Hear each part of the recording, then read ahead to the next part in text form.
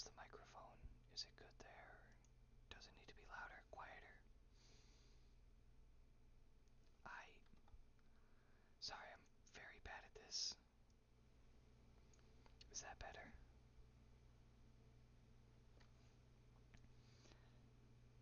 Still, working out the kinks of this all, you know? Cool, cool. So we read in creepypastas now. So we'll be starting off with Death Wears a White Trench Coat. About 9 minutes long, it says. I am not shopping for a trench coat. Get out of here. Creepy ass ads. I don't know. Give me any recommendations of what I should change, fix, anything as well. I don't do these ever. This is the first time ever. So, when I was in college, I heard a rumor about a man in a bar that was making deals. Very special deals. Now, I'm no fool. I must have heard of, or I have heard of Faust and his tragedy, and I knew of Midas and his touch, and many other stories warning, be careful what you wish for. So I thought I knew enough to get what I wanted and keep me safe. When I went into a now closed biker ball called Elysium and looked around for anyone who might seem out of place, I saw the people you'd expect, the old bikers with their beards peppered with silver and white, the young bikers in matching leathers and a look about them that said they'd kick your ass without much provocation. I saw the lonely waitress and bartenders with their tattoos and low-cut shirts. Then I saw him, lounging in a darkened corner booth alone, his feet crossed over one corner with a bottle of whiskey and a pair of tumbler glasses. He was a young man, looked to be about halfway through his 20s, with short spiky black hair, and his face had a parlor that would look more at home on a corpse. Actually, that's kind of funny. I was at a birthday party today, you know, and one of the guys up there pretty much matches that description perfectly. He low-key gives me the creeps. But I guess he's letting my mom build a house on their land, so I can't be too upset about it. Maybe I should try holding my camera. I don't know. But yeah, no, that pretty much matched his demeanor entirely. Low-key, he looked like a tweaker. He had big old bug eyes, kind of like a fly, and he had that third grader spiky haircut, where like all of his hair is really short and spiked up. It was crazy, honestly. Bro looked like he would kill someone. Anyway, he was wearing a long white leather duster over an old Metallica t-shirt that sported the image of Lady Justice herself with the words, "And justice for all" beneath her scales. Also, is this fine? Is this working for you? I don't know. This is pretty much a stream for you, Levi. Also, I'm gonna try to hold up my camera a little bit somehow. I haven't exactly figured out how yet, but wait, big idea. Big brain move, maybe. Oop, that was loud. Apologies. Will that work? Does that... look in there. Yeah, seems like it. Hell yeah. Now I can look directly into your soul. You know, like I tend to do. He wore a pair of blue denim jeans with a gleaming chain made of a black metal that seemed to radiate cold hanging from his belt loop, and a pair of black leather riding boots with silver buckles and a pronounced heel. I took a deep breath and walked over to his secluded booth and stood waiting for him to acknowledge me. He didn't look up or even move. He simply sat there in silence, his eyes closed, as if asleep. "Excuse me, sir," I asked quietly after what felt like an eon. He took a shot, savored the taste, and sighed with a note of enjoyment before he took notice of me. "Well, ain't you gonna sit down?" he asked in a soft voice, gesturing to the bench across the table. He made no move to take his feet off the table. to sit at another man's booth without asking if your presence is even wanted, I said, my voice coming out a dry croak. Would you like some company, sir? An oppressive silence reigned for what felt like an eternity as the man's glacial blue eyes looked me up and down. He softly began to chuckle, and a slow but wide smile spread across his lips. It wasn't an evil laugh. It wasn't even menacing. But it was a laugh that felt old and unused, like a note being struck on a piano left alone for years, haunting, and yet a shadow of amusement and genuine surprise. Now that is funny, he said as he carefully moved his feet off the table and gestured for me to sit across from him. I took my seat with careful and thoughtful movements, keeping my hands in my lap so that it wouldn't be obvious that my knuckles were white. Bro was scared. Goodness. Just sit with the man, pussy. You must be very careful with predators, be they supernatural or otherwise. Showing fear of any kind or moving too fast changes you from amusing young man to prey in a matter of heartbeats. I cleared my throat before asking him something resembling my normal voice. What's funny, if I may ask? You kid, he said dryly. You're funny. You aren't that far into your 20s, and yet you have respect. You have a mind for courtesies and manners. People of all ages have been barging in here demanding deals or accusing me of being a fraud. They've given me sob stories or cries of justice, and yet you, someone who should be the portrait of impatience and impertinence, coming here with manners and etiquette. He chuckled to himself as he poured a pair of shots and slid one over to me. I was about to refuse, but it would be rude to turn down a kindness after being commended on my manners, so I picked up the shot and drank it quickly. The whiskey burned all the way from my tongue to my gut, but it wasn't painful. In fact, it was quite warm compared to the cold and rainy October night outside. Bro, that's gonna be us soon. That'll be us vibing there in the woods. Kinda. It's probably gonna suck going down. Speaking of, by the way, did we want to do dark liquors or light liquors or any liquors? Kinda your choice, I'm down for whatever. Down to clown, as the kids used to say.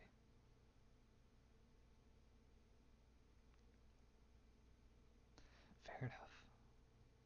Well, I won't get both. I was about to just say, well, fuck it, we'll do both, but that's a bad idea. That's a really bad idea. I think I'll figure it out.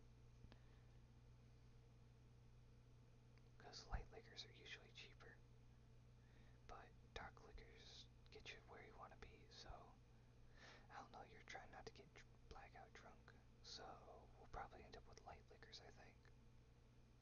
I think that's the best bet.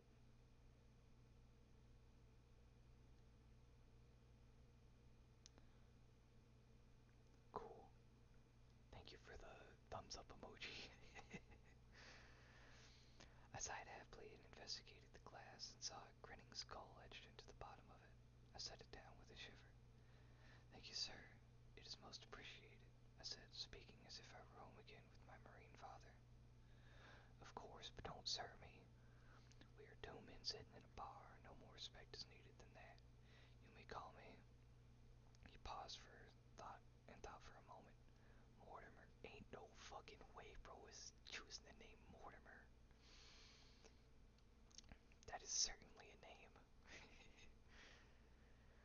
I opened my mouth to speak, but before I could utter even a syllable, Mortimer. I can't take him seriously. Mortimer spoke as he poured another pair of shots. Now I know that they call you, or that you go by Tony, which is short for Anthony. My boy Mort out here. You cannot stand your first name of Thomas because of your father and your family's tradition of naming every firstborn son Thomas, dating back to your four-time great-grandfather, Atticus, for whom your initials are in honor of, and whose name you wish you had been given instead of Anthony. Mortimer sipped at his glass, looking no more sinister than if he had said that the sky was blue and that it was quite cold in winter. I sat there in horror and fascination as this man had casually rattled off intimate details about my name and my inner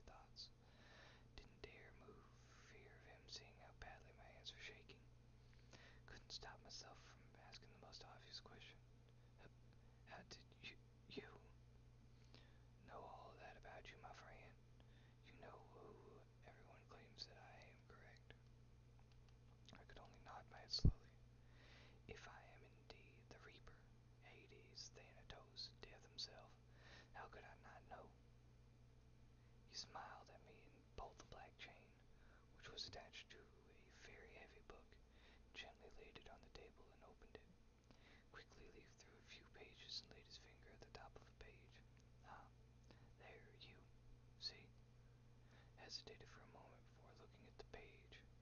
Upon it, in a gently flowing spidery hand, were my full name, my date of birth, and a blank spot next to it. Mortimer quickly shut the book before my eyes could go any lower than the header of the page. Now, he said in gentle reproach, can't have you reading ahead in your own life story, Tony. If you knew the ending, you might try and make a liar out of me. He smiled softly, but it didn't reach his eyes. And I'm sure you already know how well that worked out for the many Greeks who tried. He took the book, and I could only stare as it shrunk into the size of a cell phone and slipped it back into his pocket. Now that my credentials are verified, shall we get to the reason of your visit? I felt as if someone had stabbed me in the gut with an icicle the size of my arm. This was real. This was happening. Every instinct told me to run, to scream and flee as any sane man should when he sees his death before him. At the time I pushed all these thoughts from my mind and simply remembered what an old history teacher had once said to me. History favors the bold. Looking back, I should have listened to what my instincts were saying, but I was stubborn, so hard-headed and sure that I knew what I was doing. Mortimer, I've come to bargain with you, I said with a steady voice. He's better than me. Advertisements. Mortimer chuckled softly to himself and nodded as he knocked back the rest of his shot. Again, he savored the flavor of the drink, sighed contentedly, and set the shot glass back down. He steepled his fingers and narrowed his eyes on my face. And what is it that you desire, Tony? Wealth, love, influence. As he went down his list, each word was colder than the last, as if he hated the very idea of granting such trivial wishes. As I was about to answer him, he held up his hand for me to be silent. No, I know what it is you wish. You want knowledge. All I could do was nod my head. He was right. Throughout my entire life, all I had ever wanted was to know why the world was such a screwed up place, why people were so full of flaws and obvious stupidity. You want something so much more dangerous than anything else, or anyone else who has dared to ask me for a bargain. I would gladly give you wealth. I'd even give you 20 years to enjoy it. For your manners, I'd give you love, and I would only take 10 years off your expectancy. You ask not for a boon, my boy. You ask for a curse. I can't in good conscience give this to you for a price. Mortimer, I've come to bargain with you, and my request is well within your power. As the Reaper, there is no one more equipped to know why humans act the way they do. Name your price and I'll gladly give it, but I can't keep living in this world without knowing why. Please, just make with me a deal. He looked at me with those cold blue eyes, and I could see that he pitied me. If he did indeed know as much about me as his book implied, he knew that I couldn't let this go. Oh boy, I'm getting tired. How are you holding up, Levi? You doing good? Falling asleep yourself, or...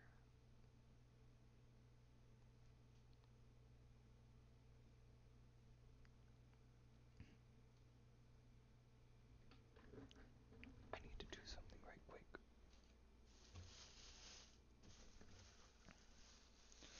Bag rustling ASMR.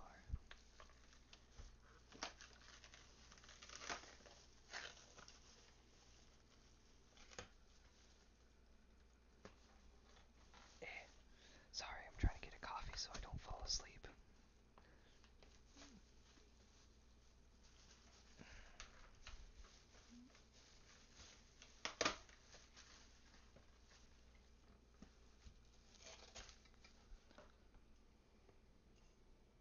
I'm a little bit invested in this story too, so...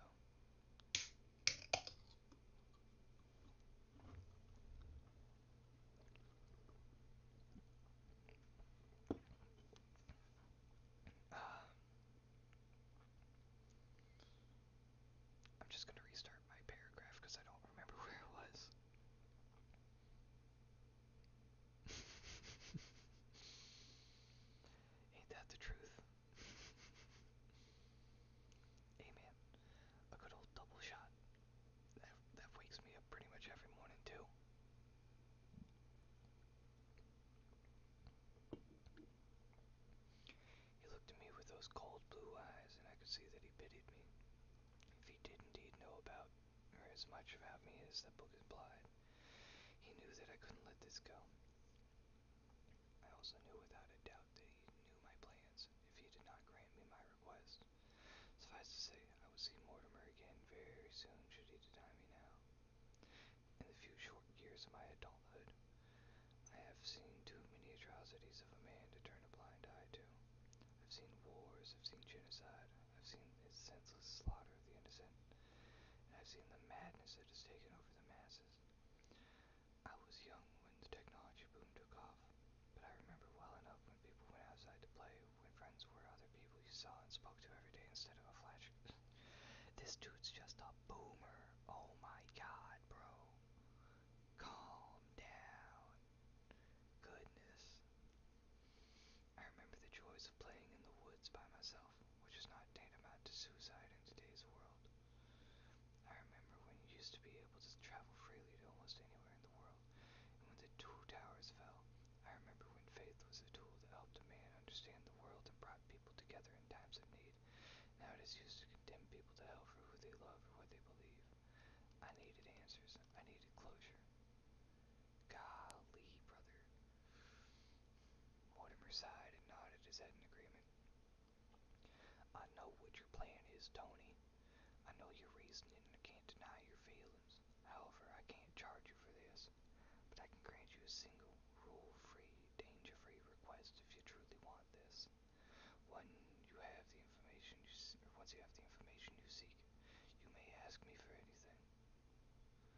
Mortimer, I agree to this bargain. Please, show me the answers I seek, I said beseechingly. I grant you your knowledge, he said in a very solemn tone. He slowly reached out and put one finger to the center of my forehead. At first, nothing happened. Then the spot under his finger began to grow uncomfortably warm. My mind was flooded with images and information. I saw the minds behind every action that led to the horrors of the world.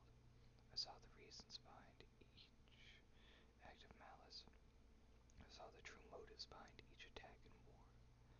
My mind couldn't take it. Even with all the answers, the sheer stupidity of the world was staggering. Everyone wanted to be right. Everyone wanted more than what was owed to them, and everyone had a petty grievance that they thought entitled them to shooting up buildings of innocent bystanders. What filled me with horror the most was that there wasn't some great evil behind all this madness. No growing sickness causing us to go crazy. No unseen hand of a mighty conspiracy pushing us towards enslavement and doom. What was causing the entire world to go insane was nothing more than our own overwhelming selfishness and our inability to look around and see the destruction of all our petty desires and so-called needs more wrecking. Advertisements. The tidal wave of information finally subsided as Mortimer pulled away his finger. As he did, I felt tears streaming from my eyes and my mouth was open in a silent scream. I slowly closed my mouth. I was surprised by how sore it was. I must have been that way for quite a while. As I turned to look at Mortimer, I saw the same thing I felt in my heart. Overwhelming sadness and sheer disbelief at the true answer, the root of all the misfortune. I wiped away the tears and took a shuddering breath. He silently poured me another glass, this time much more than the first two, passed it over to me. I downed it and tried to catch my breath. Mortimer, I know my next request, and it's a very easy task for you. I said, my words shaking, but the conviction behind them was solid as steel. Name it, he said, his voice coming out as quiet as a breeze in a graveyard. Take me with you, right now. I don't want to be a part of this anymore. I don't care what is waiting for me on the other side. Let me work for you or shovel me off to the fucking mortal coil. Just get me away from this world. Mortimer smiled at me, a very sad but understanding smile, and picked up a black helmet that I had not seen from under the table and held it out to me. Took it up as he stood and silently followed him out of the bar. The air was as cold as it had been when I first arrived, but it felt different now, somehow welcoming as we headed towards a white Harley. I couldn't help but chuckle. Mortimer swung his leg over the bike and looked at me questioningly. I'm sorry. It's just too funny. the Bible got something right after all.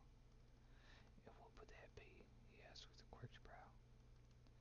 That death rides a pale horse, I said simply.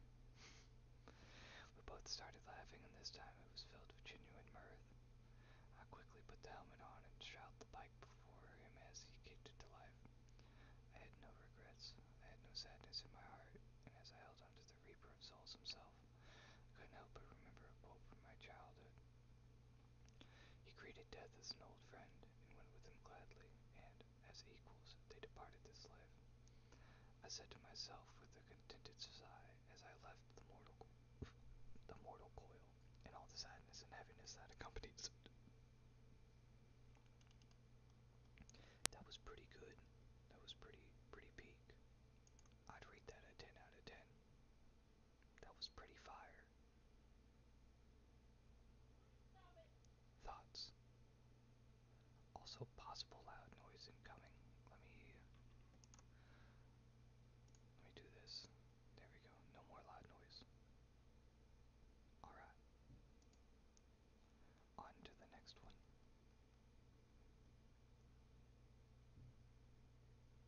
23 minutes, Jesus Christ. Wait a minute, you lied to me. How can you tell me 23 minutes of reading and then everyone says it's about 17? Okay, actually, we have three up here. We have Spirits in the Night, we have The Door in the Attic Floor, and we have What the Left Eye Sees. Thoughts?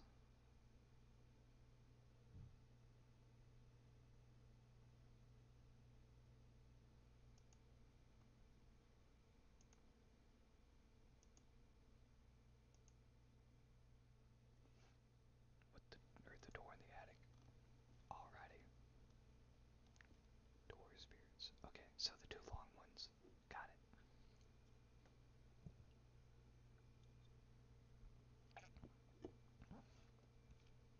We'll read The Door in the Attic. But first, I gotta stretch a little bit.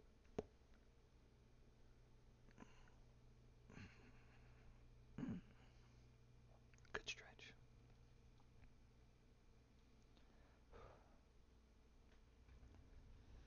How are you enjoying stream so far, by the way? As I stretch out a little bit more.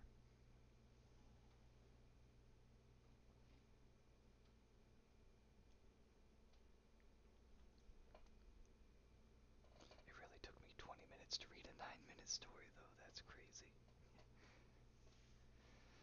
Thank you, thank you. I try my best, especially for you. Oh, wonderful. Survival Senpai. Oh, hell yeah. Bro living their best life, for real.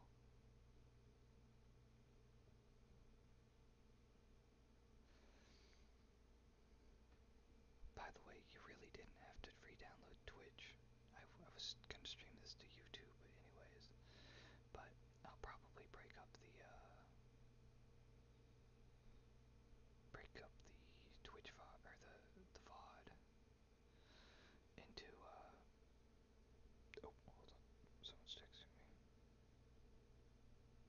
Oh, okay, yeah, it's whatever. I'm gonna break up the VOD to each of the stories, and maybe have one of just like the in-between talking. I don't know, I haven't thought about it yet. I don't have the space for that. I'm just gonna download the VOD after I'm done. Lamau. Then I'll put it through the editing software. Alright. This is The Door in the Attic Floor by William Rain. Are you okay? Rachel yelled out to me as she ran towards me through the storm, trying not to laugh. It figures that moving day would find lightning, thunder, and rain attacking us from above. But it had been completely clear when we headed this way with a truckload of all our worldly possessions. I'm good, I called out, chuckling to myself as I lay on the ground with thick raindrops splashing me in the face. Honestly, I had no idea how I ended up there on the flat of my back. I volunteered to brave the storm to get the door to our new home unlocked, to save my wife from getting overly soaked. I planned to get the lights turned on too, as the sky had grown quite dark when the bottom fell out only was 5 months pregnant, and I was hoping to make things as convenient as possible. Her back had been throbbing pretty badly lately, and the move was taking quite a toll on her, as it does for pregnant women. The new house was massive. My wife and I had decided it was time for us to move out of our apartment in the city and upgrade to a house in a more peaceful environment as soon as we found out we were expecting. We had been married for a little over a year, but it was a surprise to both of us when the test showed positive. We'd been talking a lot about trying to conceive, but we hadn't planned on taking the plunge just yet. While we had hoped to be a little more financially stable by the time we brought a new member into our little family, I can't say we weren't excited about it. After looking at a handful of houses for a few months, we instantly fell in love with this one. We did not doubt that there would be an ice cube's chance in the depth of Satan's asshole that we could afford it, but we asked for more details regardless. That is certainly an analogy that you can use to describe your chances, I guess. The price we paid was a little higher than our budget, but it was a remarkable deal for the size of the place. Rachel and I made a decent living between the two of us, but we couldn't have dreamt of owning a house like this, even with our combined income. Given the incredible and somewhat bewildering price tag, I made sure to do my research before we signed off on it.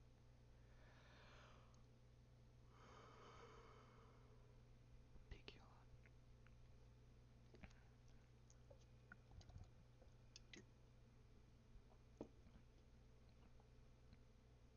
I'm sure we've all heard the tales of the surprisingly priced houses that just happen to be the location of a brutal and bloody massacre. As it turned out, our new home had only been built a few months back, making us its first owners. No history, no tragedies, and no skeletons in the closet. Even looked up the land it was built on, halfway expecting it to find it sat upon an ancient burial ground. There was nothing much to speak of on that front either. Given the storm raging outside, we decided to hold off on unloading anything until the weather cleared up. I'd called in a few favors to help us with the move, but they had headed out to grab some food before meeting back up with us. By the time our friends arrived, things had simmered down substantially outside, so we began the tedious and back-breaking process of unloading the truck. It took some time, but we had everything inside by around 10. We were all pretty beat by the time the whole ordeal was done with, so we decided to crash for the night and worry about setting up everything in the following day. We bid our friends goodnight with a healthy amount of gratitude before we turned in for the night. It was probably around 3 in the morning when the knocking woke me up. It almost sounded like someone was jerking on the door handle, trying to get in. "You hear that?" I asked Rachel, before turning to see she was still in deep sleep. I gently slid out of the bed, attempting to make my way through the new and unfamiliar house in the dark. It took some groping around the walls to make my way downstairs, almost causing me to bust my ass a few times over the shoddily stacked boxes, but I finally arrived at the front of the stairs. Our new home stood on about 4 acres. There wasn't much life around, and the absence of any streetlights outside left the vast living room hidden behind the shadows of the night. I stood on the ground floor landing, just listening for a few moments, only silence, not so much as a creak or two from the house settling down for the night. Giving up on my fruitless search for answers, I shook my head before yawning widely. "Yup, I'm going nuts," I whispered to myself as I made my way back up to the bedroom. The next day was mostly taken up by arranging our furniture and pushing aside the boxes that would be storing between the loft and the basement. That would be a task for another day, as our priorities were getting the house to feel like a home. After a few days, we were feeling pretty cozy, and it was time for the grueling process of packing away the non-essentials. As I was awkwardly carrying boxes up the ladder to store them in the attic, I found myself impressed by the size of the room. It appeared twice, or even 3 times the size of the storage spaces in my parents' house. Having moved from an apartment, we didn't have much experience with rooms such as these. I couldn't speak to whether this was an unusual size for a loft, but I was not surprised given the size of the house itself. "God damn it," I yelled after tripping over an uneven floorboard with both arms gripped around the base of the boxes. okay, babe? Rachel called out from the opening behind me. Yeah, nothing hurt but my dignity. I laughed while rolling to the side and gathering up the boxes that now lay splayed over the open floor. She was giggling pretty well when she caught sight of me after ascending the ladder to the room I now knelt in, gathering spilled memories off the floor. What'd you trip over? Rachel asked, still chuckling. I have no idea, I replied, still reloading the boxes. I'm reloading, and it's just guys shoving stuff in a box. Looks like a loose floorboard, she said, nudging the raised edge with her foot. After gathering myself back from the floor, I took a look at the slight lip that had tripped me onto my ass. It looked like a long and wide single-sheet of plywood. The rest of the floor in the room was made up of 2x4s, so the large chunk of thin wood seemed quite out of place. I climbed back down the ladder at the second floor below and took a long screwdriver out of my tool bag, which would be headed for the basement later that day. After returning to where my wife was crouched beside the unusual section of the flooring, I jammed the flathead driver into the seam and pried up the sheet of wood. What the hell? Rachel said, looking down at the floor. Beats me, I shrugged, staring at the door that was recessed into the floor of the attic. We were puzzled over the reasoning behind installing a second opening into the loft, besides the one that had the fold-out ladder that we had scaled in the first place. Though it was a far bigger room than I had expected to see when we climbed the steps, I couldn't understand why a second entryway would be provided, especially in the form of a wooden door that would normally stand upright. I gotta chug this coffee right quick because I am falling asleep apparently. I am yawning like crazy, and it's very much upsetting me.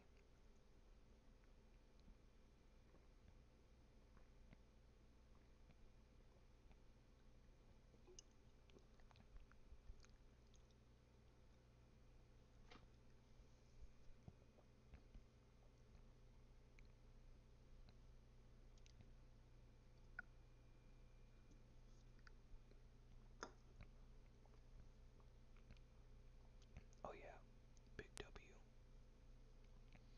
Oh yeah. Okay, I'm awake, I think. I don't know. Well, my heart's beating really fast at least, so I got that going for me. Probably just thinking about all my wonderful viewers. All one of you. Thank you for being here. We love and appreciate your support here at Tanzi Yuki Industries.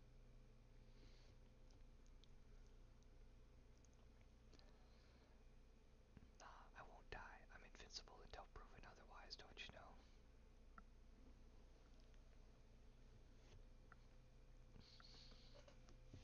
And anyways, how could I die? I'm trying to support you and your need for anime boys who talk to you in quiet voices. I'm not allowed to die.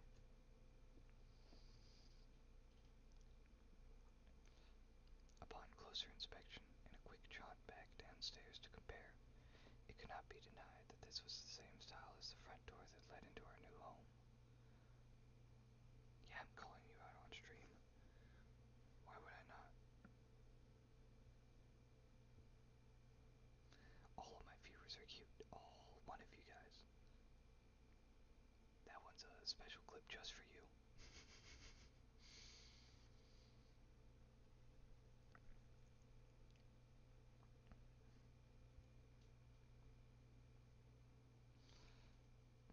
Upon closer inspection and a quick jaunt back downstairs to compare. Oh yeah, I just read that.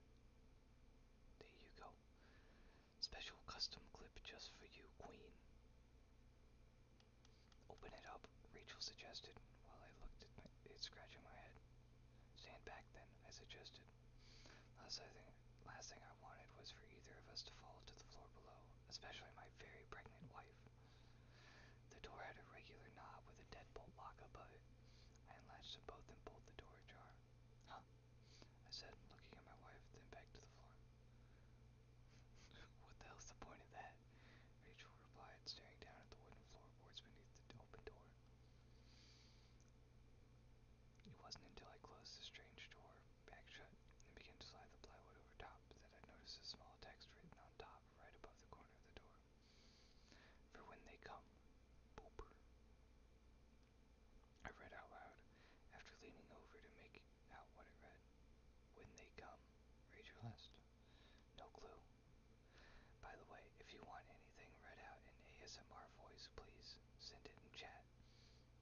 nothing better to do but make clips right now.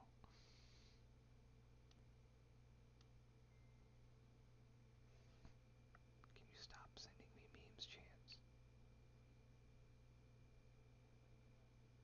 What a guy.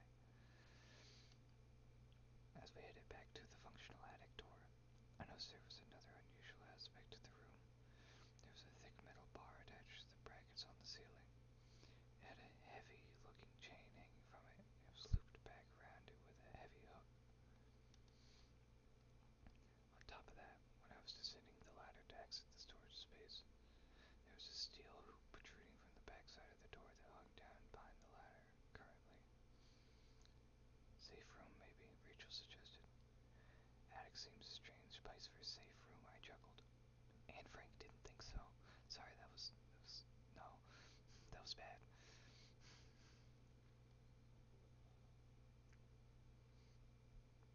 Shrugging off the chain and assuming the bizarre door to nowhere to be some kind of bizarre practical joke on the part of those who constructed the building, I went back to gathering up the boxes for storage.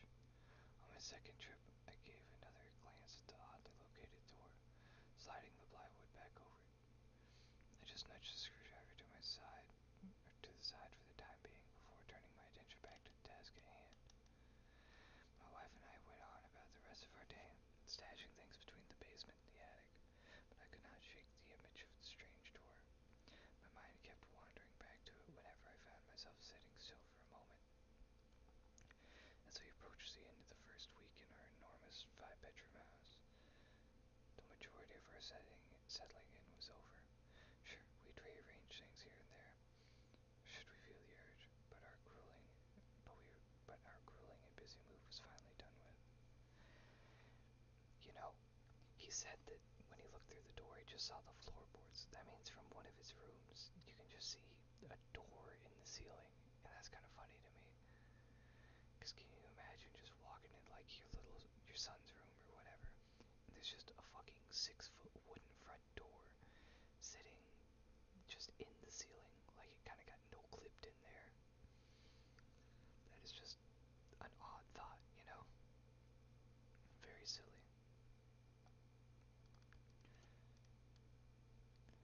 Rachel and depends.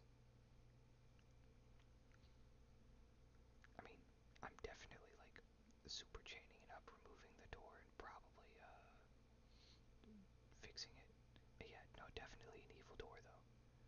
Nah, I'm taking that room and getting my little tiny baby boy out of there, or baby girl, it doesn't matter.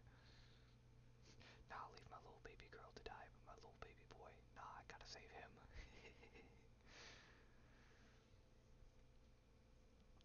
Nah, but I would definitely not be staying there too much longer if I saw the evil door. Evil door is horrible. I hate evil doors. I get scared too easily though, so. As much as I loved our new home, there was one aspect of living here that did trouble me. Every night since being here, I still occasionally found myself awakened by the same knocking sounds that jerked me awake on our first night. Yeah, I know you know. You've seen me play horror games. It wasn't every night, mind you. Just here and there. It was always around the corner in the morning. It could be that it would still occur every night. Maybe I was lucky enough to be in with a deep enough sleep. Most nights were not to be found forced awake. Jesus Christ. Maybe I was lucky enough to not be in a deep enough sleep most nights to not be forced into waking up, but I was growing concerned about what could be causing it. Give me a minute.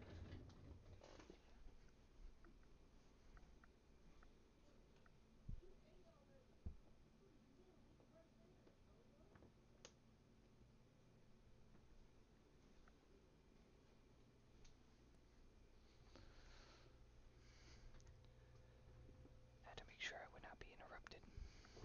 This would be an odd thing to see.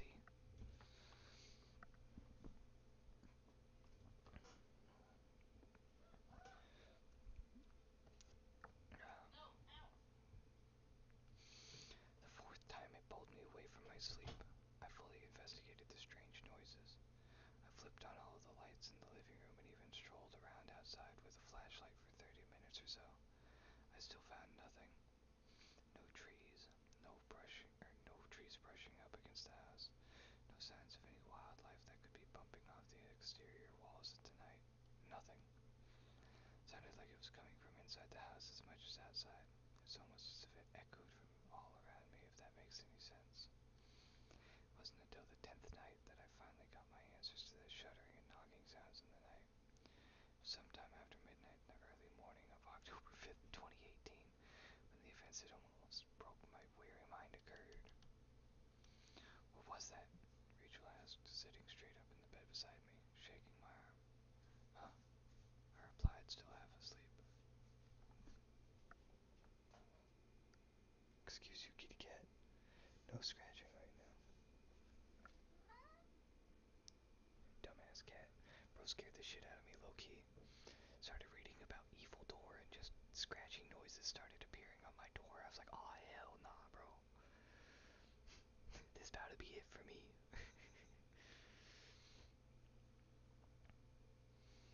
I think there's someone in the house, she said with her her voice trembling. It's probably just the knocking I've been telling you about, I replied. She believed I was overreacting to the noises that woke me up in the middle of the night. I even tried to wake her up last time, and she asked me to. She'd assumed that I was just hearing things, but she asked me to let her know the next time she'd come check it out with me. This isn't knocking, babe, Rachel said, wrapping her fingers around my arm. It wasn't until then that I looked up at the same time. It was creeping up on 2, and the knocking always happened closer to 3. Sat up beside my wife, suddenly thrust back into awareness. We stayed still to make out anything going on beyond our bedroom door, as still as I could with my fingers beginning to tremble. Anyway, sure enough, I could likely make out the sounds of multiple footsteps and whispering voices. Stay here, I told my wife as I crept out of the bed. No, she said, don't go out there, babe. I'm sure it's nothing. Besides, you don't need to get worked up in your condition, I smiled, giving her a wink. Truthfully, I was pretty nervous about seeing what was going on out there. We don't own any type of weapons, but I hope the old baseball bat I grabbed would be enough to get a good wallop on anyone who may be intruding. Kitty cat, stop your shit. You're going to make me very upset, you fat little easy boy. Fat little easy boy.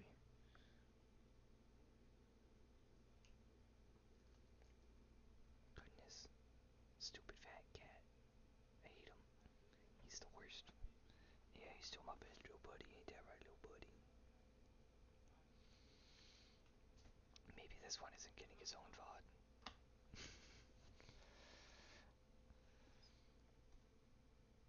I slowly opened the door, leaning out to see if I could make out anything. As soon as my head poked out the door, I felt a tight grip around my neck, and I was pulled out of my bedroom.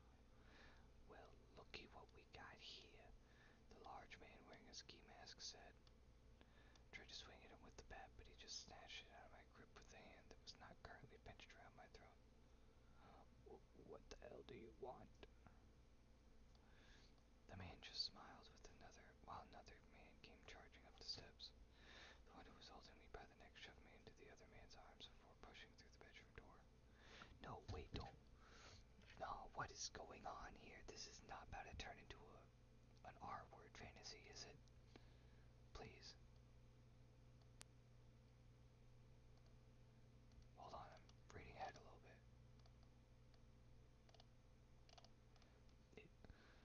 I don't like that if that's what this is implying.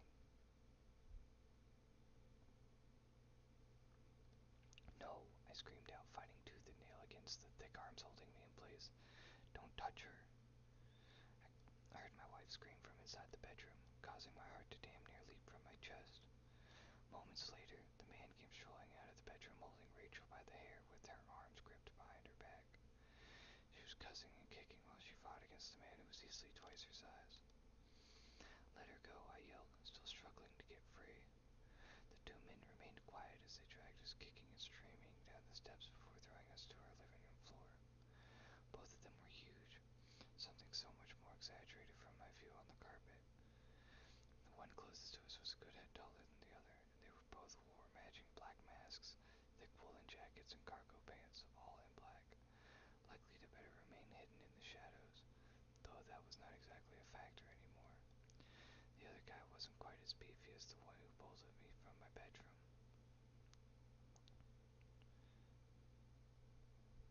but they were both stocky, with hands as wide as my head. I could make out a reddish beard peeking through the mask of the bigger of the two, but only the dark eyes and almost nervous look of the less hefty guy. The eyes of the one who glared directly into mine, though, were wide and manic hazel brown, though there was though there were only aspects of their faces I could make out through the cloth. I could tell this wasn't of sound mind. No, he was enjoying this part far more than his friend. I started to get back up onto my feet until the one who had pulled me from my room pulled a gun from his coat. You're gonna want to keep quiet, or I'm gonna plug the both of you. Bro, this is why you keep a damn shotgun beside your bed. You don't worry about this shit if you just shoot them immediately. Try to wrestle a shotgun out of me, we both dying, bitch. Jesus Christ, man. Some people, they don't understand the importance of keeping weaponry beside your bed at all points in time. I'm always prepared. I got 3 ninja swords, I got a shotgun, I got a pistol. Let a motherfucker break in. The other one began rummaging through the doors, presumably looking for anything of value, while the big guy with the crazy eyes just kept waving the barrel of his pistol from side to side. Ain't never had a pregnant girl before, he said casually as he drifted his aim from left to right between the two of us. You're pretty damn cute at that. Oh man, it is gonna turn into that, isn't it? Don't even think about it, you piece of shit. I know you ain't trying to start nothing, bud. He strolled to where I was sitting. I tried to slide my body in front of Rachel before he crouched down to look me in the eyes. Oh, this better not go where that's thinking, man. Come on, man, you can't fucking do that. It's a creepypasta, not a weird fantasy forum. Golly. Tell you what, big man, he said, forcing the barrel of his gun under my chin. How about you sit there and shut your damn mouth while I have a bit of fun with your little lady? My muscles began to twitch and spasm at the thought of what he was planning to do. I couldn't allow this. I wasn't about to sit here and watch him have his way with the woman I loved. I was never a violent person, but this is not a matter of what I was more comfortable with.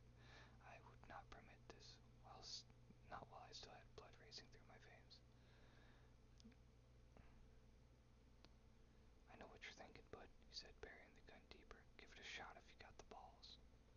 Before I knew it, the gun seemed to my arm seemed to act independently of my mind as I swatted his gun away from me and my wife.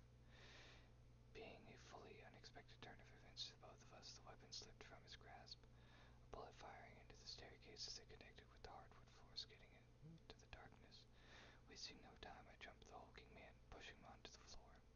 Rachel, run! Immediately she got up and ran for the front door as the big guy swatted me off him, as though I was nothing more than a playful puppy. Get the bitch, he cried out to his partner, who quickly began running after my wife. He was on me before I could even hope to gather my bearings, launching his fist into my gut.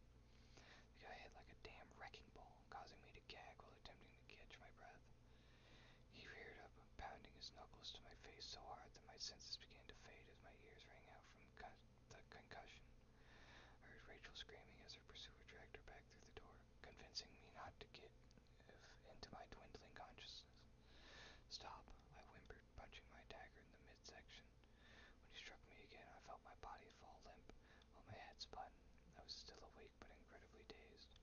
Now I'll show you what you get for pulling that shit, the man who wore my blood on his knuckles said, getting back to his feet while his partner tossed Rachel into his arms. Oh, it just keeps getting worse, man. Why do they keep doing this? He tossed her to the floor, kneeling to pin her beneath him. He began tearing at her pajamas, while she fought to break free, her screams blending with the sounds of ripping fabric. No, I said, barely holding on.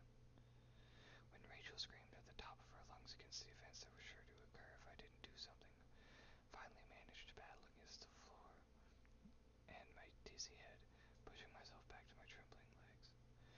Get the fuck off her, I screamed as I charged at the man who was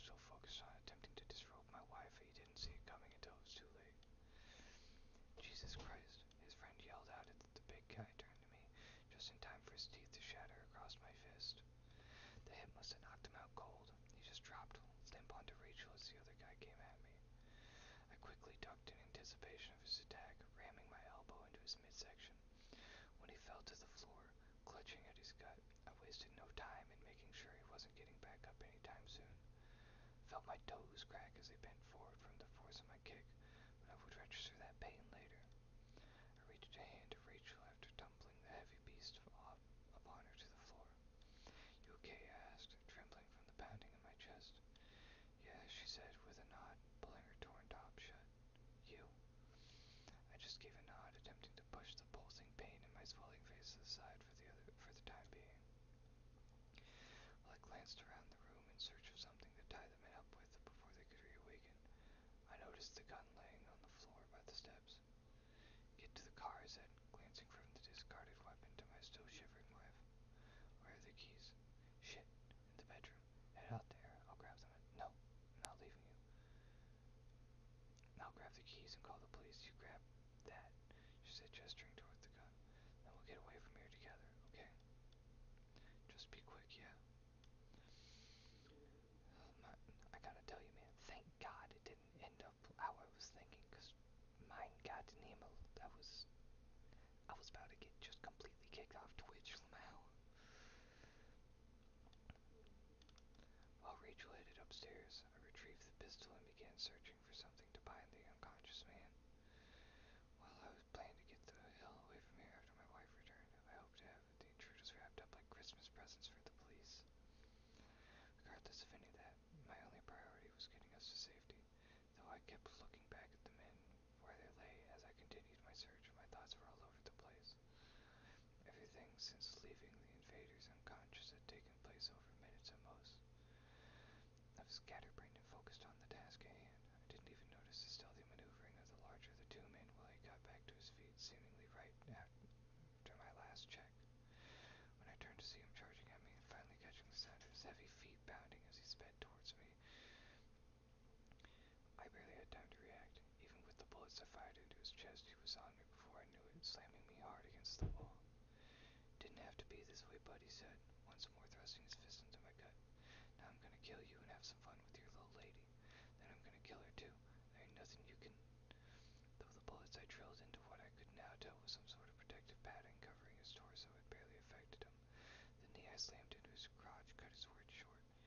His grasp on me faltered as he fell to the ground once more, allowing me to push the barrel of the gun right against his temple. "Is your skull as bulletproof as your chest?" I asked, allowing a touch of arrogance to accompany the smirk on my face. "Oh, my God," Rachel said as she reluctantly began to walk down the steps. "Are you James?" As my wife's tone took a dramatic shift, I only managed to narrowly avoid the firearm discharging from my hand of the other man. I felt the bullet tear into my shoulder, which would have surely been a kill shot without the warning I barely had time to register. "Run!" I screamed out as the big guy took me to the ground again. "Get to the attic."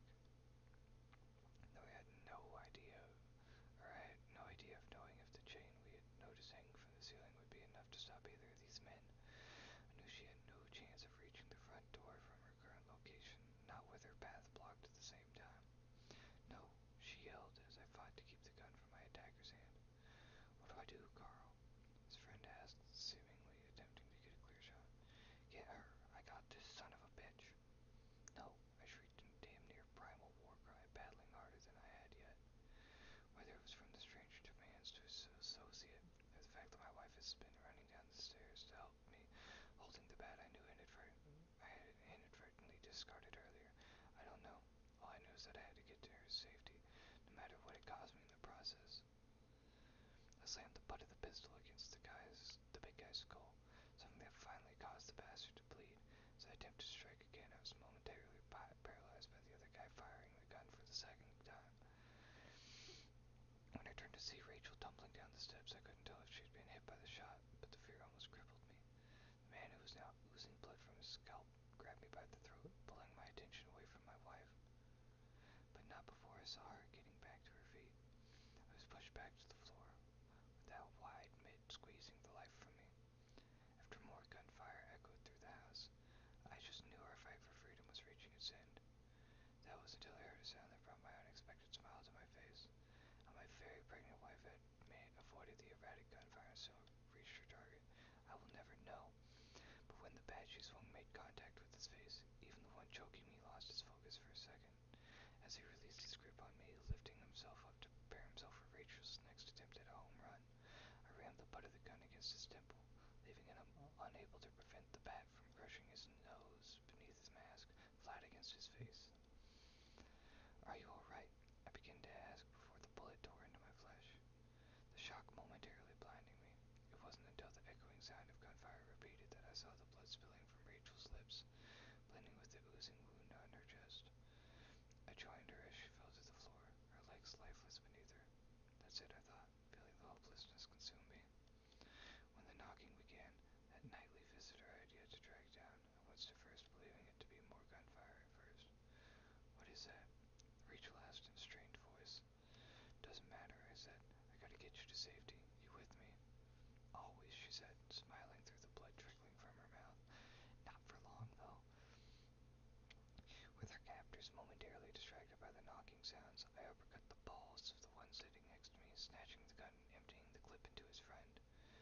Choosing to not waste a drop of my second wind by investigating neither where I had been hit nor where the bullets I fired had landed, I pulled Rachel from the floor.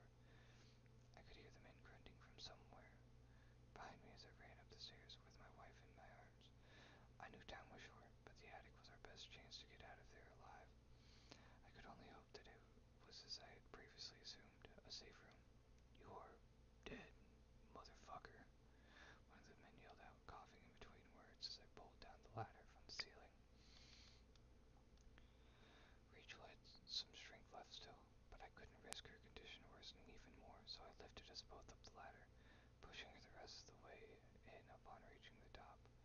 The second she was inside, I heard the footsteps charging from behind me, followed by the echoing reverberation of more gunfire. The bizarre knocking sounded more like an incoming storm, practically shuddering the entire house. I couldn't tell if it was just the shock and fear of everything, or if something about it was more agitated now.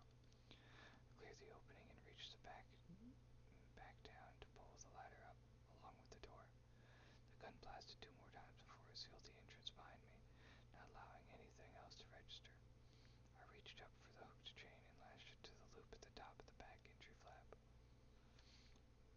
As the adrenaline that had spiked began to fade, while the walls around me shuddered so violently, I thought the house may collapse any moment. Finally began to register the pain. Looking down to see the blood oozing from my stomach and left leg, I was uncertain which had happened first. "Babe," my wife said in a weak and shaky voice.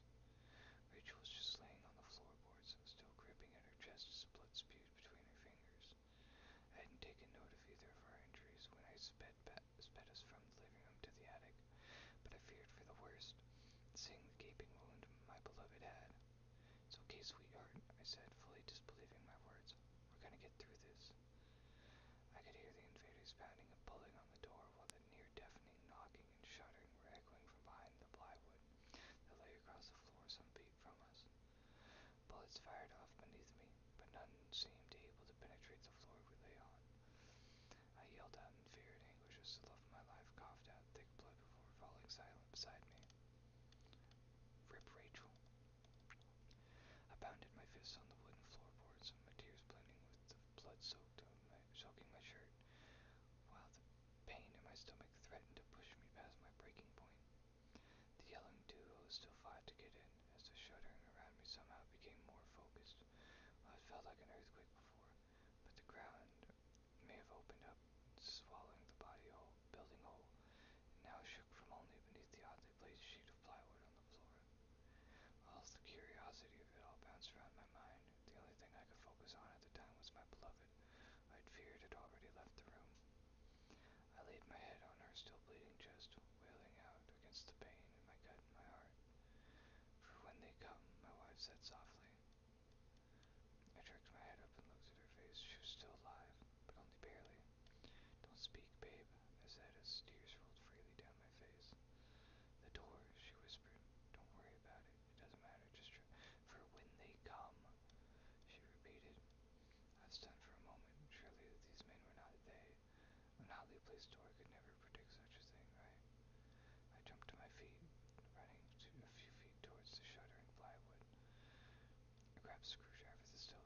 side, once again prying up the sheet, sliding it away from the opening. The door shook violently from the floor. I turned back to look at my wife, my heart sinking as I gazed at her struggling so hard to hold on to life. You have to go, she said, coughing more blood to the side. Go through. I won't leave you. I slid back to her side, gazing into her eyes. I'm not going anywhere. Not without you. Baby, she said, lifting her weakening hand to my face, gently caressing my cheek. You have to. I think, I think I'm about to go somewhere without you, after all. The smile she offered me was genuine and beautiful, even through the blood lining her face. I knew that she would not survive this. I couldn't deny that. If there was something behind that door, I knew it would be gone any minute. Maybe whatever may lie on the other side could offer some manner of assistance. If there was a way to save her, to save us both, I would have to make this trip alone, but it would have to be soon before it was too late for us both. Just hang in there a little longer, okay? I said, itching back to the door. I'll be back. Just please, don't go anywhere.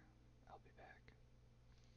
With her strained smile, I reached my trembling hand out towards the shuttering doorknob that stood erect from the door that faced me. I turned my hand, lifting the door open. It was not a row of 2x4 floorboards anymore that lay beyond the second exit of the attic floor. Heavy droplets of water pelted at me as the storm appeared to rage behind the open door. I became distracted from the strange sight when the entrance behind me was finally pulled open after the metal loops separated from the attic door. You're dead now, you son of a bitch! The large man yelled out as I heard him thundering up the ladder. Now! I screamed out, fully aware of the fact Rachel was in no shape to defend herself. Before I had a hope of reaching out to her, I felt some sort of force pulling me back, pulling me into the waiting entrance. I fought against it, peeling fingernails back as they gripped on into the planks, but it was too strong. As soon as my body cleared the opening, I felt gravity shift from below me to behind me, causing my back to slam hard against the firm ground. I lay there dazed for a moment, while thick raindrops splashed into my face before the door slammed shut behind my head. Are you okay? Rachel yelled out as she ran toward me through the storm, trying not to laugh. It took some time for me to not It took some time for me to put together what happened that night, and how the bullet holes in my gut and leg were no longer present as I lay with my back on the wet concrete, dressed in the same clothes I wore on the day I arrived. My wife had a hard time believing my account of the events that had occurred, but all I cared about was she was alive and in my arms again. I took her up to the attic and showed her the unusual door that still lay behind the long and wide sheet of plywood. She still wasn't convinced about the story I had told her, but she couldn't argue that it was quite a bizarre thing. It wasn't until time passed, by bringing us back to the early morning of October 5th, that she couldn't deny the tale I spun after I picked myself up from the wet concrete had to be true. A few days back I purchased a rifle and a pistol of my own to prepare for the events that I had already lived through once. I sat in the darkness staring out of the second floor window with a gun in one hand and my phone in the other. I wasn't entirely sure at which time our late night visitors would arrive, but I made damn sure I would see them coming this time. Rachel still didn't take my prediction seriously, but she began to reconsider when she saw the headlights approaching from a distance. No fucking way, she said when the lights cut off as the truck drew closer. I'd called the police as soon as I saw the vehicle approaching, and I carried my rifle to the top of the stairs and trained it on the front door. I wasn't exactly familiar with shooting, but I was ready to fire if the bastard crossed the threshold. The truck stayed parked out front for some time before I saw the internal light flick on as the vehicle's door swung open outside the wide living room window. Almost as soon as the door swung open and my heart began to race, I saw the flickering blue lights strobing from the road. After a failed attempt to escape, the police had the sizable man in handcuffs. Once the duo had been loaded up, the officers commended my quick reflexes in placing the 911 call before the two could break in. Both the men, who were planning on robbing and potentially killing us, had quite a checkered past, and a handful of warrants sworn out for them. Likely, they would not be causing any trouble for at least a good 15 to 20 years. After a few months, my wife gave birth to our beautiful daughter, Samantha. She quickly became the light of our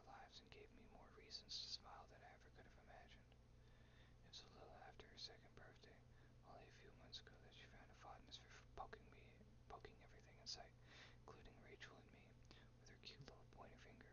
With every single thing, with every single poke, she would say, boop. One day, she had successfully booped my wife on the nose around 10 times in a row. Rachel, attempting to hold back laughter, said, "Okay, that's enough, booper." As the realization of what she just called our daughter hit, we both looked at each other, lost for words. To this day, in the attic, floor still shudders around 3 in the morning. Strangely, the sound that used to wake me up in the middle of the night only serves to make me sleep easier now. I can't predict what the future holds for my adorable baby girl, but I have a feeling her new nickname is going to stick. Alright, in all honesty, the ending kind of gave me goosebumps when they called her Booper. That kind of gave me a little bit of goosebumps.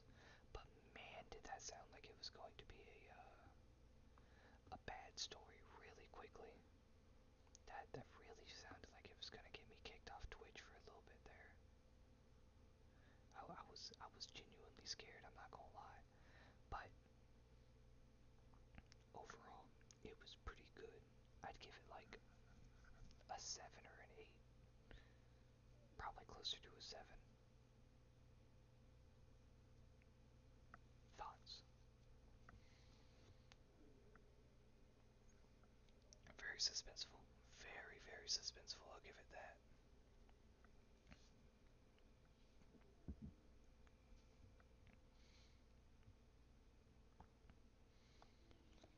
I'll probably do these last two creepypastas here, and then I'll probably call it after that. But we'll rate this a 2, 3, 4, 5, 6, and a 7.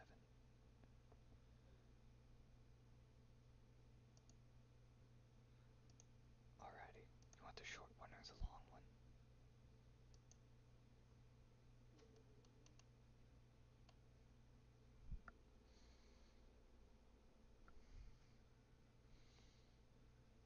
Spirits, okay. We'll end it off with the short one then. Spirits in the Night by M.G. Maddox. The great man was dying. Thomas Alva Edison, inventor of the phonograph, motion picture camera, and electrical light bulb, laid in his bed in the West Orange, New Jersey, his life slowly flickering out.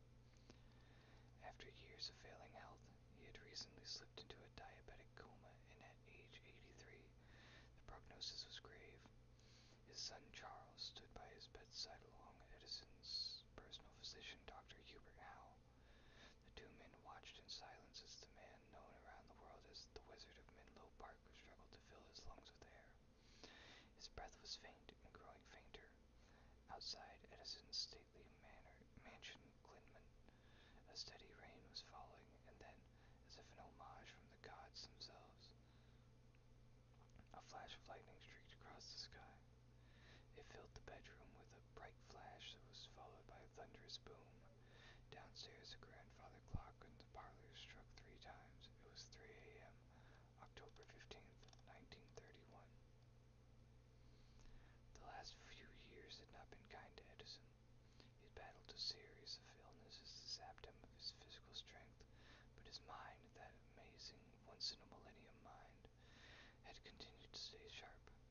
The aging inventor loved nothing more than spending the day tinkering in his lab, and had recently become obsessed with solving a riddle that had vexed him for years.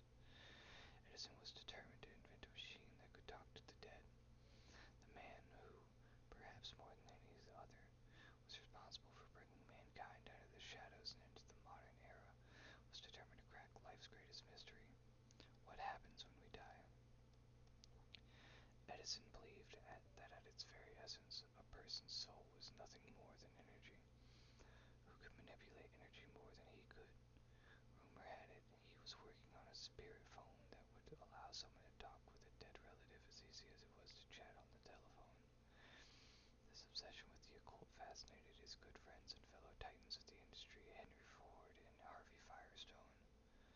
The three would spend long weekends together camping in the woods, bouncing around ideas, formulating theories and scribbling their ideas onto a leather-bound notebook that Ford never let out of his sight.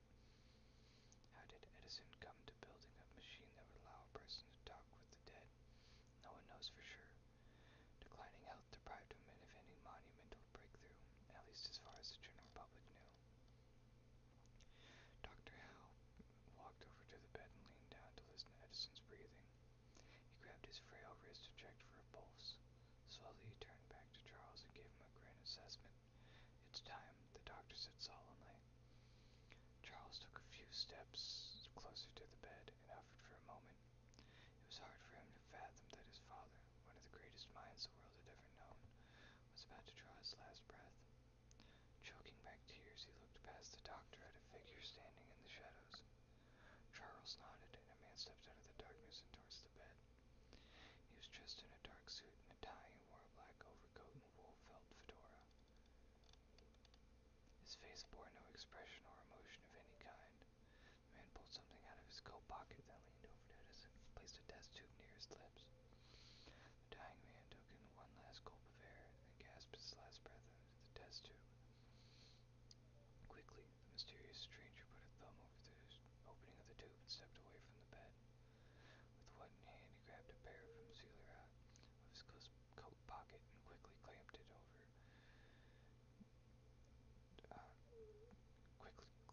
it over the top of the test tube.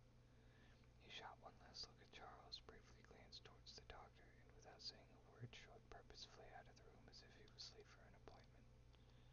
Sorry, at the end there, my eyes just stopped working for a second.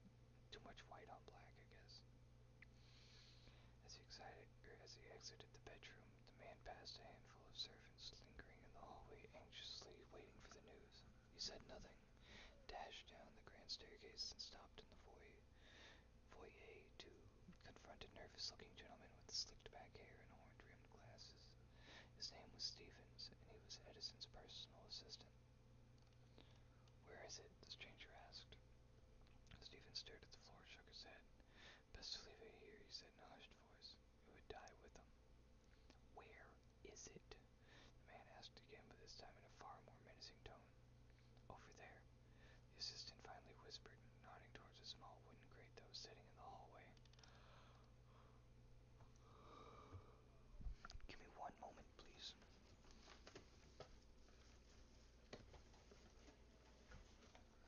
Time for coffee number 2.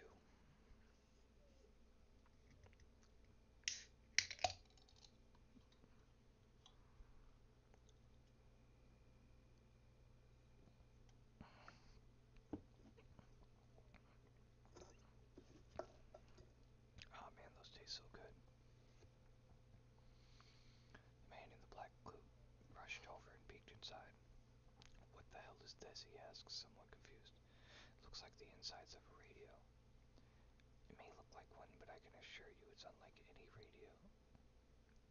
Let's go. I'm doing my job. I'm so happy. Now, feel free to fall asleep. That's the entire point of this, was to get you to be able to fall asleep. You should leave it here. Oh, wow, I skipped a lot. It may look like one, but I can assure you it's unlike any radio you've ever heard before. Stephen said, you should leave it here. It needs to be destroyed. My boss wants it, and I'm going to personally deliver it to him. The other man replied, grabbing the crate with 2 large hands. I've heard it myself. It's not natural, Stevens warned. The man in black pushed the assistant aside and rushed outside. A steady rain was falling as he loaded the crate into the passenger side of a sleek new Model A Roadster. Whatever you do, don't listen to it, Stevens pleaded as he stood in the rain getting drenched. God never intended man to be able to. The Model A's engine roared to life, drowning out his last words. Talk to the dad. The car sped away, down the long driveway, past the manicured hedges and into the dark and stormy night. It had a full tank of gas, and the serious-looking man behind the wheel knew he had a long drive ahead of him. His name was Flanagan, and he had been up for the last 32 hours. He had flown from Detroit to New Jersey in a company tri-motor on explicit orders from the old man himself. The car was waiting for him at Newark Airport, and he had driven through the rain to get to Edison's mansion first thing that morning.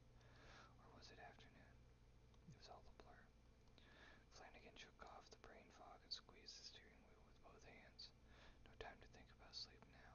The storm had canceled his return flight, and his new orders were to drive directly back once the items were in hand.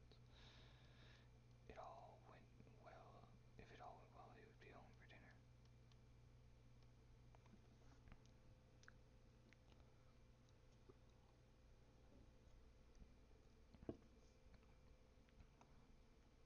The rain was coming down in sheets, and Flanagan straining to keep his eyes on the road as he barreled through the pitch-black Jersey countryside.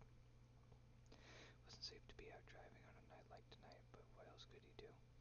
He was known in the company as a man you could trust to get things done, no matter the danger.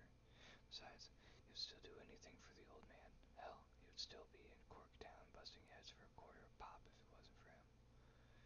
If he was honest, the boss was more like a father to him than his real old man. The mere thought of his drunk, no-good dad made Flanagan cringe. He ain't nothing but a two-bit hood, you could hear him say. 2 years in the ground, and the man still drove him mad. Flanagan on the radio, hoping to find some music, or turned on the radio, hoping to find some music, but the storm had other ideas. The airwaves were filled with static as he searched up and down the dial for a signal. Finally, persistence paid off enough, and he was able to turn into the KDKA out of Pittsburgh. Sometimes on stormy nights like this, a radio signal bounces around the atmosphere like a pool ball looking for a pocket. Thanks to the thunderstorm, the distant station was coming in loud and clear, and Flanagan was happy to have the music of Tommy Dorsey to keep him company. There was no other cars out tonight, and he had the road all to himself. The solitude suited Flanagan just fine. He did his best work alone. If he had a partner, he would be forced to sit through miles and miles of conversation. Small talk, chit-chat, no thank you. Actions speak louder than words, that's what he was taught. Good advice when you grow up in a three-room tenement apartment with 9 brothers and sisters. You need more than talk to survive. The only words that meant anything to him growing up were his mother's. Every night, after working a 12-hour day scrubbing floors, she found the energy to read her children a bedtime story in a brogue so thick you could cut it like sofa bread. Flanagan's eyes got moist thinking of his mom, a saint of a woman. He wished he could have been by her bedside when she passed to hear her tender voice one last time. Flanagan caught himself getting mushy and tried to think of something besides his dear dead mother, like the big fat bonus check he would get when he got back to Detroit. The old man was obsessed with the occult and paid top dollar for strange and bizarre artifacts. He'd recently shelled out a small fortune to a chain to the chair Lincoln was sitting on at Ford's Theater the night he got shot, convinced it was haunted by the ghost of the dead president.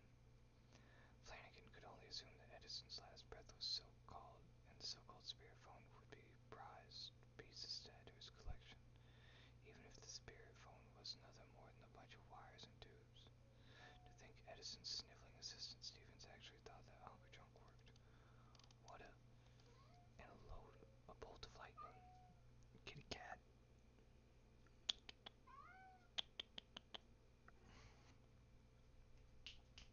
A bolt of lightning suddenly streaked across the sky and struck a nearby oak tree. Sparks flew like fireworks, and a large branch came crashing down onto the pavement. Flanagan swerved the car and nearly missed hitting it. He turned his head to keep looking back at the sky. Look, goodness.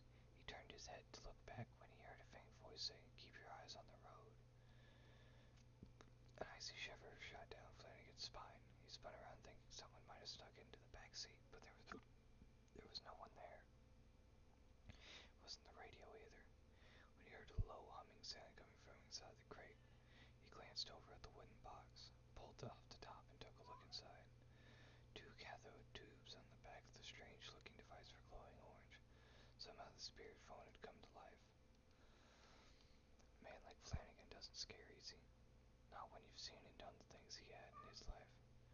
Still, there was something about the strange-looking contraption that was beginning to give him the creeps. It was the same breathless feeling he got as a kid when his Nana told her ghost stories. His grandmother was from the old country and held fast to superstitions and folklore. She was convinced there was evil spirits in the night that would steal your soul if you were sinful.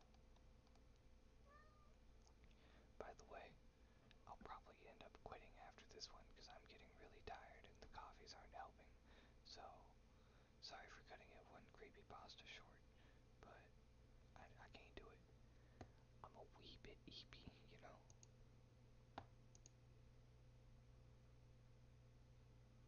But honestly, I'm having fun doing this kind of stream, so this may become a more often thing. Hopefully to see you here whenever I do these, Levi. Flanagan smirked at the thought. You didn't believe in evil spirits. Dead is dead, after all. Then again, the damn thing was built by Edison himself. If anyone could bridge the astral plane, it was him. Another flash, another flash of lightning lit up the sky, followed by a crash of thunder. Goosebumps appeared on Flanagan's arms. Who's there? He asked, half joking. Bracing for an answer, all he heard was rain bouncing off the Model A's canvas roof. Now he's feeling foolish for letting his mind play tricks on him. He leaned over to put the top back on the crate when there was a sharp cackle of static and he heard a man's voice say, Look out! Flanagan looked up just in time to see something standing in the middle of the road. He slammed on the brakes, but it was a little too late. The Model A skidded across the wet pavement, hitting the object head on, and then came to a screeching stop. It all happened in the blink of an eye, and it took a moment for Flanagan to get his bearings. He slowly got out of the car. Oh, what's up, Inky? Well, you came to the wrong quiet stream for that.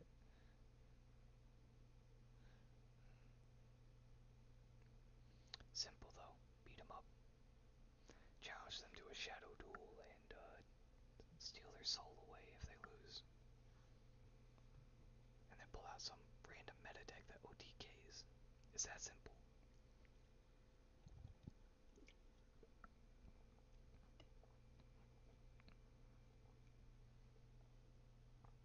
Sure, I'll help you beat 'em up after this.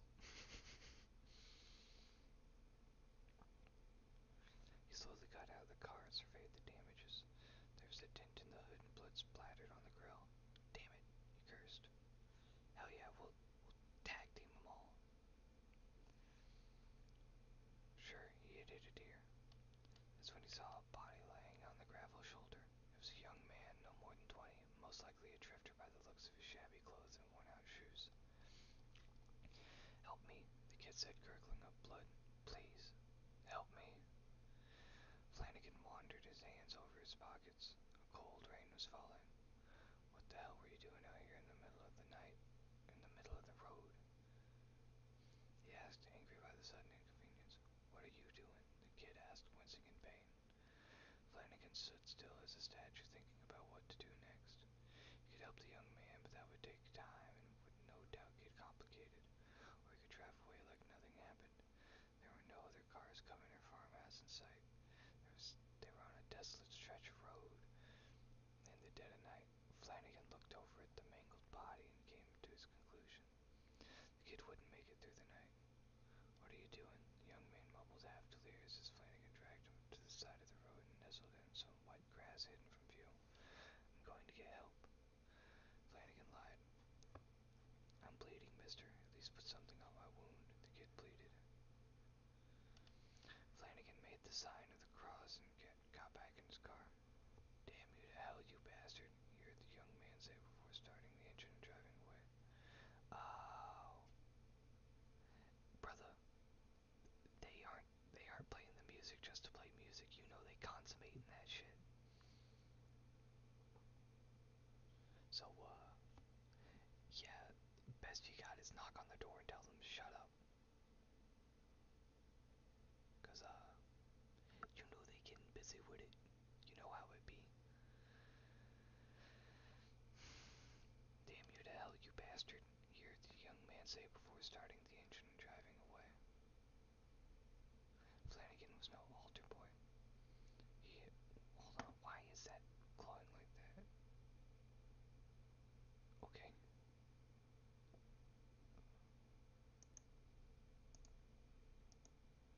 Oh, it just opens it up to spirits in the night again. Oh wait, that was written on my birthday. Cool. He took a wow, okay, Flanagan was no altar boy and had done some bad things, but before leaving the boy by the side of the road, tore him up inside. He convinced himself he didn't have a choice. The old man was counting on him, and the sooner he made his delivery, the better. Flanagan looked at the spirit phone out of the corner of his eye. "You're hearing things, Flanagan," he mumbled to himself.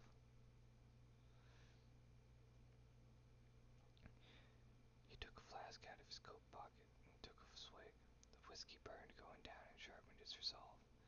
There was a job to do, and he was damn well going to do it. After a few more miles, Flanagan began to relax. "Just keep your eyes on the road and everything will be all right," he thought to himself. That's when he saw the flashing lights in the rearview mirror. The New Jersey State Trooper got out of the cruiser, adjusted his wide-brimmed hat to keep the rain out of his face, and approached the Model A with caution. "Kinda late for a drive, isn't it?" he asked when he got to the driver's side window. "Got a long way to go," Flanagan replied. The troopers took a step back and looked the car over. Flanagan thought he seemed a little too suspicious and reached for the pistol tucked under his seat. "Sure is a beautiful car. It's a roadster, right?" "Yes, sir," Flanagan answered. "Top speed." "Book says 65, but I've gone faster," bragged Flanagan. "Good thing you're not a bank robber," the trooper joked as he walked around to the front of the car. "Front left headlights out," he shouted. "It's also a dent in the hood, and you got some blood on the grill." "Yeah, I had a deer a ways back," Flanagan said. "Damn thing jumped right out in front of me." The troopers came back and shined a light into the back seat as if he was looking for something. It wasn't uncommon for bootleggers to make their runs at this time of night in fast cars just like this. "Can I see some identification?" the trooper asked. Flanagan reached inside his jacket and pulled out his wallet. He handed his license over to the trooper, gave it the once over. "Michigan. You're a long way from home, Mr. Flanagan." "On a work trip." "And who has you working this time of night?" Flanagan grabbed another card out of his wallet and handed it over. It was gold with embossed lettering. The trooper looked at it and then back at Flanagan. "This is some kind of joke." "No, sir," Flanagan replied. "Ford Motor Company," the trooper read. "Special assistant to Henry Ford. You've met Henry Ford." "He's my boss." "Well, I'll be damned," the trooper said, impressed. "No wonder you're driving a roadster." Flanagan let the trooper in on a little secret. "Show that car to any Ford dealer and he'll take care of you if you want to get one for yourself." "I wish. Not on my salary." "I said he'll take care of you," Flanagan snapped, momentarily losing his patience. Stop. Stop your shit." "Jesus. Stupid cat. You're a fat little idiot." "Yes, you are. Fat little idiot boy." The trooper nodded. "Yeah. Nah, car noises. He's a fat little idiot who wants out, but I can't let him out because that involves me getting up and I don't want to get up. So you're stuck in my room, you fat little idiot."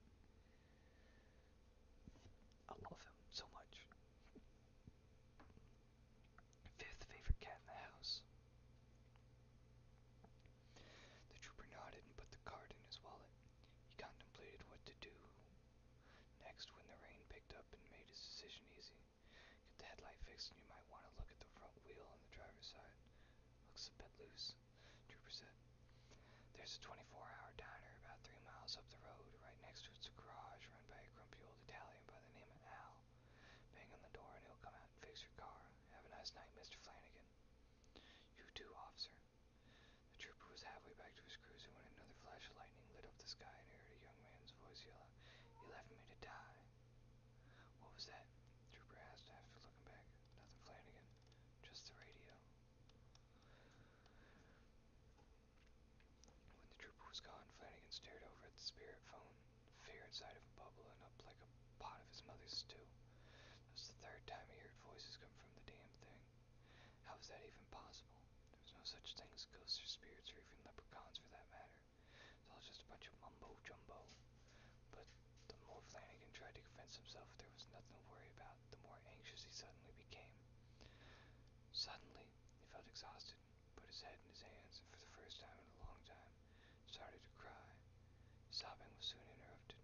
"There, there, son, don't you cry," a woman's soothing voice said in a thick Gaelic accent. "Ma, is Hey, you, Flanagan asked. Talk to me, Ma. I miss you so much. The tears in his eyes, he lifted the spearphone out of the grate and set it in his lap. There's a crackle of loud static. What did you say, Ma? Flanagan turned a large dial, desperate to hear his sweet mother's voice again. He honed in on a signal that sounded like it was coming from far away.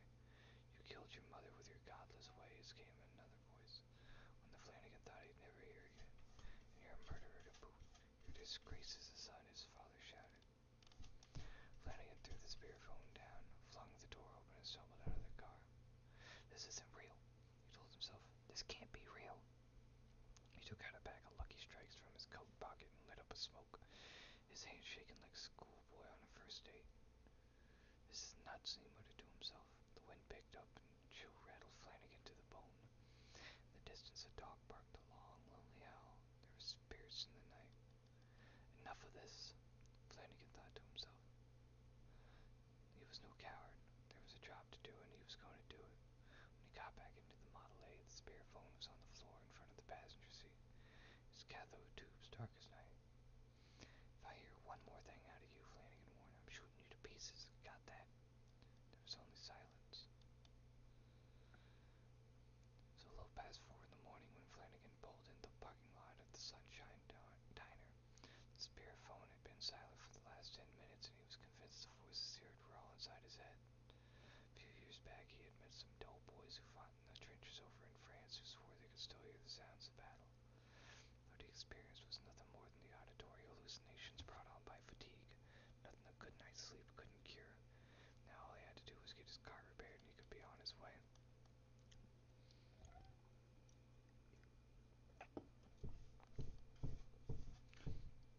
A closed sign hung in the garage's window, but Flanagan banged loudly on the door anyways.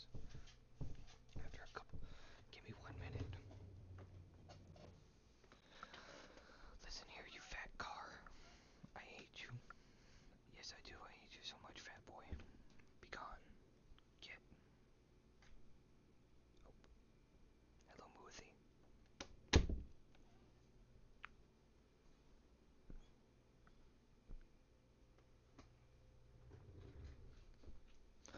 You son of a bitch.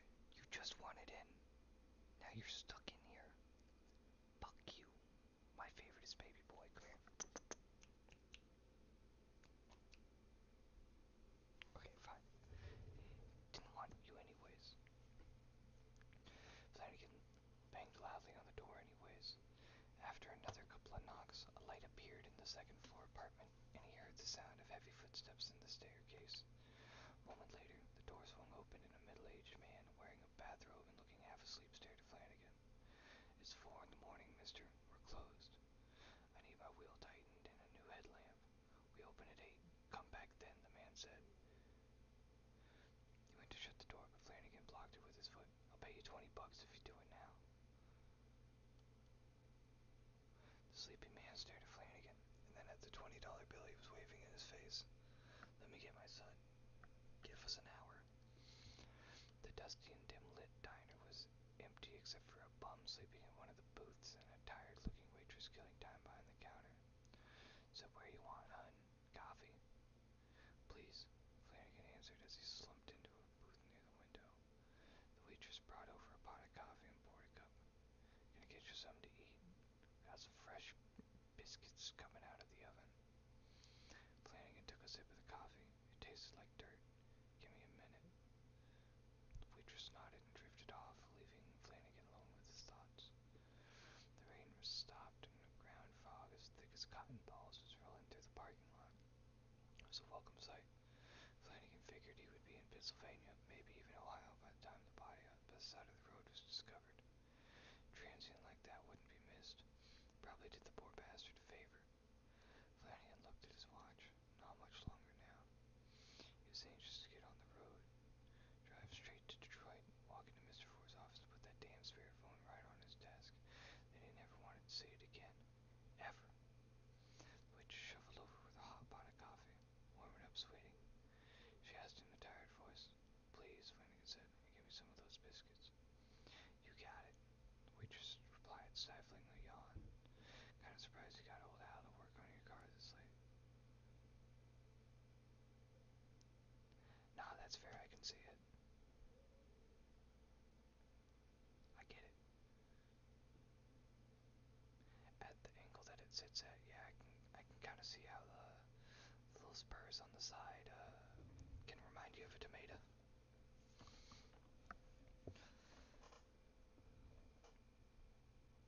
Kind of surprised you got old Al to work on your car this late. That's his job, right? Flanagan replied. Anyways, he said he was gonna get his son to help him. Good luck with that, the waitress said with a laugh. He snuck off to his girlfriend's house about an hour ago. Oh. Flanagan stared at the waitress. What's that? The boy snuck off to his girlfriend's place. Trust me, it's not the first time. What kind of car was he driving? Flanagan asked. He wasn't driving, the waitress said. Damn fool was on foot. Flanagan suddenly felt lightheaded and the color flushed from his face. You okay, sweetie? I'll be fine. I think I just need some air. Flanagan got up from the booth and went outside, his heart beating double quick. The odds that this kid he hit in the car and the garage owner's son were remote. Even if it was, the man would never know unless... Flanagan had butterflies in his stomach as he slowly crossed the parking lot.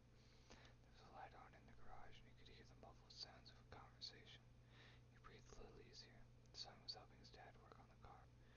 As he got closer, he could see the Model A was on a lift and its wheel off. Something else caught his eye. The spearphone was sitting on the workbench, its cathode rays glowing orange. How much longer? Flanagan asked, standing in the doorway. The garage owner The garage owner said nothing. Outside, a flash of lightning lit up the sky, followed by a crash of thunder. The storm had returned. 1 minute. Smoothie. Moo man. You little pain in the ass. Get out of here. Golly. Can't do shit with these damn cats around. I'm just trying to read a story so I can go to bed soon. Making myself tired. The hair on the back of Flanagan's neck stood up, and there was a tingle on his fingertips. Hey, buddy, I said, how much longer? Another flash of lightning, and the man spoke in a low hush. You left my son by the side of the road to die. What's that? You hit him with your car, and now he's dead, the owner said, fighting back tears. That's a lie, Flanagan protested. Why do you think that?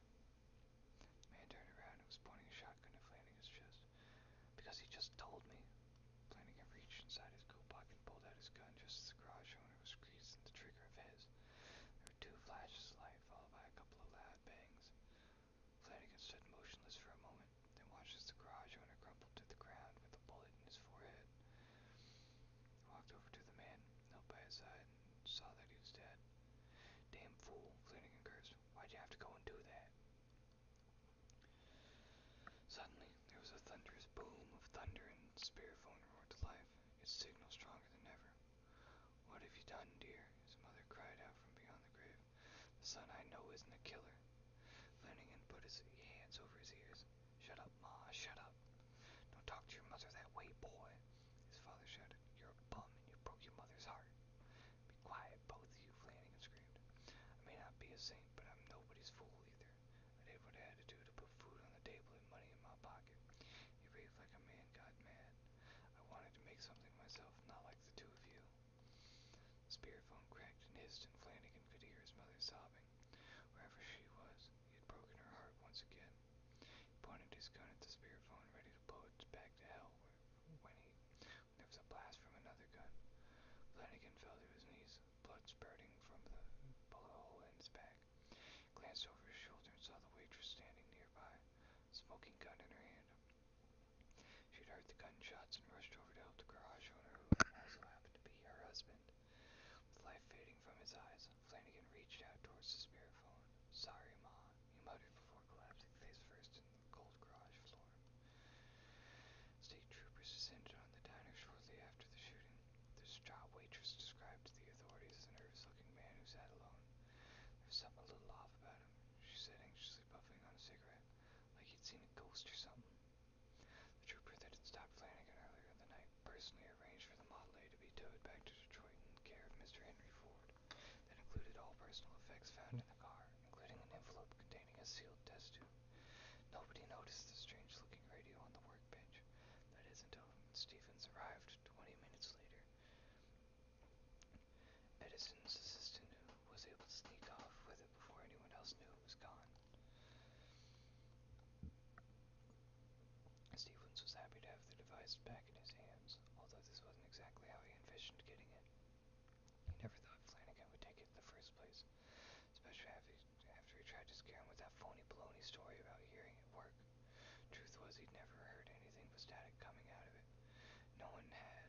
It was just another one of Edison's failed inventions.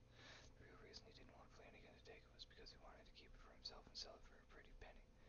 The one and only spirit phone created by the great late Thomas Edison was saying there's a sucker born every minute. Stevens was halfway back to Glenmont when the rain picked up again. A bolt of lightning tore across the sky, followed by a crackle of thunder. The air was suddenly filled with static electricity. Inside the crate, the cathode tubes on the spare phone flickered orange. Nice night for a drive, isn't it? Flanagan asked. That one was pretty good. That was a solid 10 out of 10 for me. Perfect pacing. Some of the grammar was a little bit bad, but like it had some great storytelling to it. Overall peak. Probably better than the first one I read, honestly.